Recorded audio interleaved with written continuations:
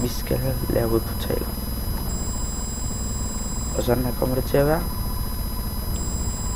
Bum. Og det er faktisk meget simpelt, hvordan man kan. Man skal bare kunne huske det.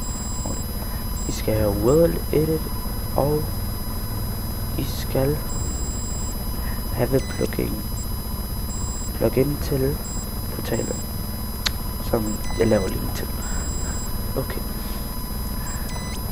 Nu laver vi den. Lige meget hvor stor den skal være, jeg synes bare det er flot sådan her.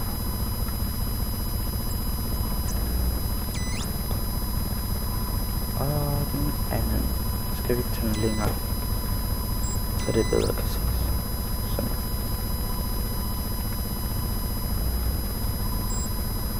Godt.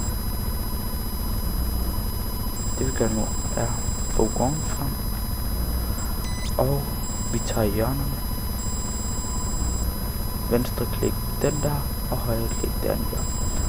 Og så siger vi MVP Create.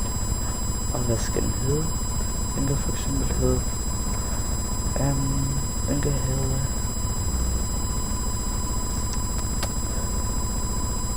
vi kan kalde den for test 2. Nu tager vi created and selected. Godt. Nu skal vi over til den anden. Venstre klik den, højre klik den. Godt. Så siger vi MVP create, og så test 3 kan vi kalde. Created and select. Men select det passer ikke helt. Du er nødt til selv at select den først. Vi siger MVP select 3. Så siger vi MVP modify destination P 2 prikker. Og hvor skal den her? Hvor skal test 3 hen? Vi skal til test 2. Så det taster vi her. MVP. Så siger vi MVP select. Så selecter vi test 2. Nu skal vi forbinde dem sammen. MVP modify test 2 prikker. P 2 prikker. Og den skal over til test 3. Og nu hvor man har gjort det, så kan man nemlig sætte hvad den i det. Og rød over til grøn. Rød. Grøn over til rød. Godt. Og I kan gøre noget mere ved det. Hvis I ikke gider have vand, så kunne I for eksempel også tage det her. Det er lidt federe, synes jeg.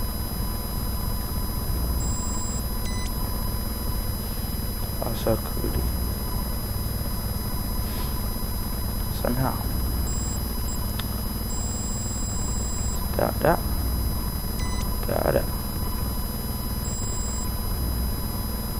Og man kan også godt med lava, men man vil brænde lidt. Det er ikke den smarteste idé. Og man kan godt. Man kaster selvfølgelig ikke med væk, fordi det driver. Så sådan er det, man laver portaler, og man kan også gøre det uden. Så hvis man bare vil have en væg om bag i, som her, og i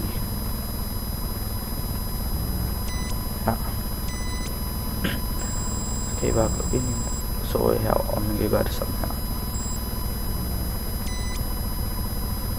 Godt. Den næste video bliver, hvordan man laver en Hunger Games, som herinde. Fordi man laver så meget plads her, og fordi her kommer navnet til at stå, hvem der er inde i den. Arena 1, Arena 2, Arena 3, fordi den er i stykker, og så de andre. I kan altid bare join, og jeg skriver hvad at IP server IP'en er.